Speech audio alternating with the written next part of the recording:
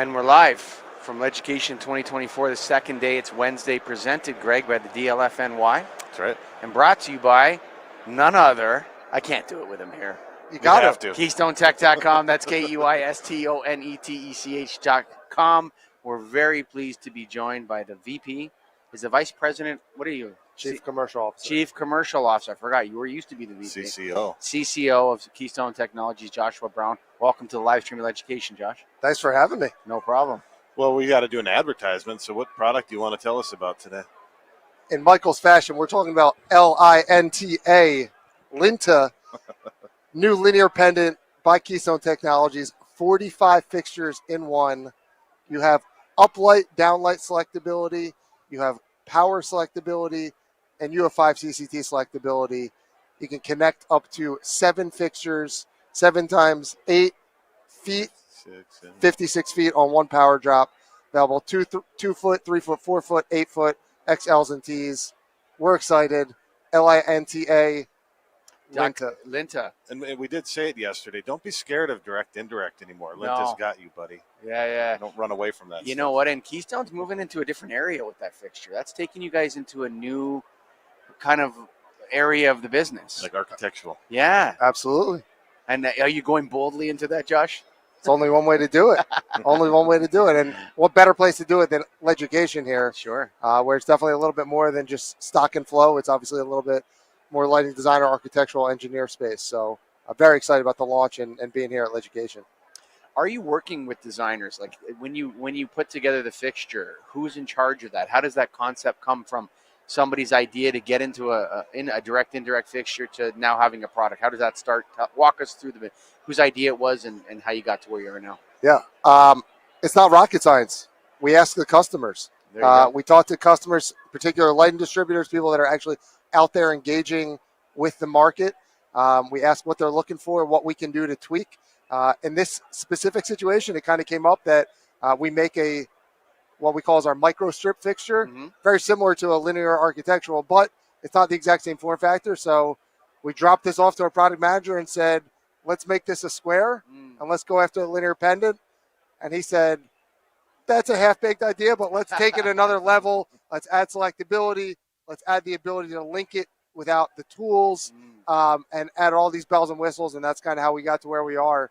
But yeah, it's have an idea driven by the customer and let's go out and build it. Now we've had, I think we did maybe 6 shows yesterday, 5 or 6. Yeah. But we haven't had a manufacturer on yet that's actually on the show floor. Ooh. Talking about LEDucation. Tell us, what's your perspective of the whole show? It's busy. Yeah. It's busy. I love it. And it's all about relationships. We still have a lot of people coming through the booth. As you can see behind us, it is busy even today.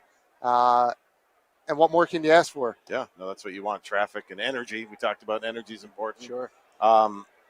Like we've been comparing on every show so far, LEDucation and what's coming up with Light Fair. You guys had the biggest booth at Light Fair, I think, last year? Something like that. One of the bigger ones. What's the plan? Is Light Fair still strong? What do we got going? Ooh, jumping right in there, Yeah, Greg, at LEDucation. Yeah.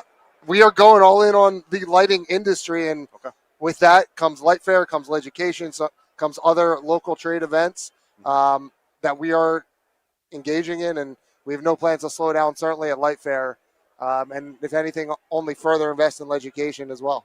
Do you like this model better, like the smaller booth size, or do you like the idea of being able to control your booth size and make it whatever you want as a vendor or manufacturer? Ooh, I don't hate the fact that they are smaller booths. You just have to maximize the output and kind of what you're putting in there. But if I had my druthers, I'd prefer to all be in one space. I think it's a little spread out here. Sure. But all that being said, it could be worse. And the fact that a lot of people are here, it's all about relationships, all about people. That part of the industry has not changed, and that's what LEDucation brings. So you got to come strong with it. How many Keystone employees are here at LEDucation? Ooh, probably around 10, if I take a guess. And how many go to Light Fair? A lot more than that. About 10 times that? I don't know about 10 times, but definitely more. Okay. But we have a lot more space at Light Fair. So if we had that many people here, we wouldn't be able to have any customers in our space. Right. So How about the people you're seeing coming through? Is it, I'm assuming a mix, but what are you seeing most of? Ooh. Definitely more engineers and lighting designers here than we were seeing at Light Fair. But you still have a wide range of distributors, ranging from electrical distributors to lighting distributors.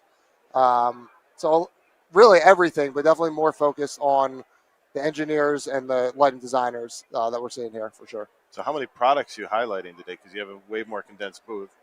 At Light Fair, you had stuff everywhere flying around. Yeah. What do you got here? I know we walked by it, but Yeah, I mean, we squeezed a lot of products into a small space. So we still probably have 30, give or take, products on display here, most of which have some little piece of innovation that the industry has not seen or has replicated. So come to our booth. Everything has a little bit of a value add story to tell there. There you go. I was going to say, what else we got coming from Keystone? Anything new, exciting that we need to know about, or that you want to share now? Yeah, well, I mean, free press, I'll take it, right? Yeah. Yeah, obviously, I mean, for us, we have a handful of new product launches this month in particular. I think we have 4 independently large launches that we're talking about. So you'll see a lot coming out, but we just launched our first UL 924 certified LED tube that is hardwired into the fixture, 5 CCT selectable.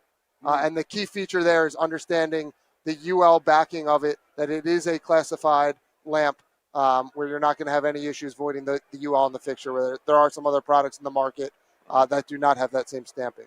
So, and then some other products I can't really tell you about because we haven't officially launched yet. But stay tuned. We got a lot coming out this month. I think next Monday and then the following Monday we have 2 brand new product introductions. We're excited to introduce to the market. We'll listen for that. What happened to being a ballast manufacturer? That seems like it's out the window. You guys still have ballast?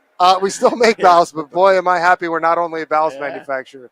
I don't think I'd be here, that's for sure. Yeah, for sure. But it did allow us to very easily transition from a ballast manufacturer to an LED driver manufacturer. So sure. You guys know the difference between a ballast and an LED driver? Let's go. Tell us. No, you tell.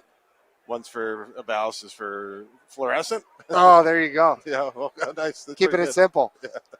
Make a long story short, Or you guys remember Program Start, Instant Start, those technologies. That was all about igniting the cathode in the lamp, so you needed a high starting voltage to get the lamp going, and then it provided a constant level of current. Right. With LED drivers, it just needs to provide a constant level of current. You just don't need that starting voltage. So, it was a very easy and logical transition for us to go from ballast to LED drivers because very similar technology. But without that ballast experience, I don't think we'd be where we are today, certainly at all, because power supplies are the core of everything that we do. Every fixture we have has a Keystone power supply in there that we know and trust from a quality standpoint. Yeah. It's almost like what you're talking about is like your electronics manufacturer. Yeah. Like when you step it back, even when you're talking about the LED, they just happen to produce light.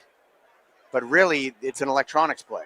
You're making electronics. Yeah, absolutely. I mean, what's the first thing that fails that you've seen in a LED fixture? Yeah, the electronics. That's it. Yeah. I mean, it's very rare that you'll see the housing. No, the mechanical housing doesn't exactly. fail. Yeah. The technology is in the driver, and that's unfortunately, I mean, that's our expertise. That's where everything kind of drives from, and allows us to innovate in a pretty quick manner. That's when you look at your name. You guys used to be Keystone Ballast. Ballast, yeah, that's right. And you've never been Keystone Lighting. You went from Keystone Ballast to Keystone Tech. That's right. Is that right? Yeah. It's KEYSTONETCH.com. But you know what's interesting? When you take a look at how electronics companies sort of develop and grow, and I'm just speaking anecdotally, I don't have a PhD in business or anything like that, but I'm just going to say what you notice is that they stop making end user products at some point, like Palm. And I'm trying to remember that other company. They used to make cell phones back in the day, but now they just make the little engine inside of it and stuff. You know what I'm saying? Yeah. And BlackBerry is a software company, but you know what? Is there something more that we need to develop in lighting from a electronics and technological perspective, or has all the innovation been done? You never say all the innovation has been done. The minute you say that, you're out the door, right? I disagree with that. We need to commoditize things. We need to commoditize things to keep them affordable and so that we can distribute good products to everybody. Sure. Right? And so at some point we have to say this has to stop changing all the time. You understand what I mean? Otherwise, we're going to have like this dog's breakfast of crap in the market that nobody can repair and nobody can afford. I don't disagree with you, but from a manufacturer standpoint, we always have to be experimenting. Sure. We always have to be thinking about what could be. Yeah. What could we tweak to do this? While still maintaining, here's the steady part of our business that is keeping the lights on and everything. But it's all about experimentation and seeing what works. And that's how we got to LED today even. So you guys just seem to have a steady flow of new products. Is that your job? Is that what you do? Or is that what you were cruising around the marketplace talking to Greg Ehrich and Michael Colligan? What do you guys want to buy? Can we make it for you? Yeah, why do you guys think I'm friends with you? He's using us. The only reason. No. Look, it's the entire team. Obviously, a big part of my focus has always been what can I see and adapt and change and innovate and listen to the market. But we encourage all of our entire sales team to have a similar approach. When we have customers come, we want the feedback. We genuinely want to hear, you guys stink at this. You should improve here. What can you do better? Usually there's not much that I shouldn't say that on the podcast, but we want the feedback. We want to know how we can improve. Right. And there's always something you can do better, right? Of course, yeah. The minute that you think that you are perfect is when you're done. You're done. Yeah, I agree with that. And I think that general approach resonates throughout the entire organization, certainly on the product development side. And I'm very thankful that our product team also has that same experimental approach. Sure. When we come and draw something on a napkin and say, what do you think of this? Yeah. It's not like it's one more thing you're making me do. It's let's see what we can do to create. And I'm not giving away trade secrets here. No. Right? It's just you're just talking about the lab. Like what you're doing in the lab. We're cooking stuff up in the lab down at Keystone. I'm thankful for the team that we have that takes that general approach, just always wanted to improve. And yeah. Well, I would like to say, Keystone is such a great success story in the lighting industry, actually. Like, if you look at a company that's transitioned from the legacy into the new and the growth of Keystone and everything else, I'd just like to congratulate you guys on that, and Ira and the whole team, the family there. And also thank you for all your support over the years, Josh. It's been a wonderful relationship with Keystone. I'm going to shake your hand right here live on the show. Thanks, buddy. Oh, of course. Thank you guys. Yeah. And just invite you all to go to KeystoneTech.com, who this live stream here from LEDucation was brought to us by. Go to KEYSTONETCH.com. And, of course, presented by Greg, the DLFNY. Design Light Forum, New York. That's there right. You go. Thanks for listening, folks. Bye for now.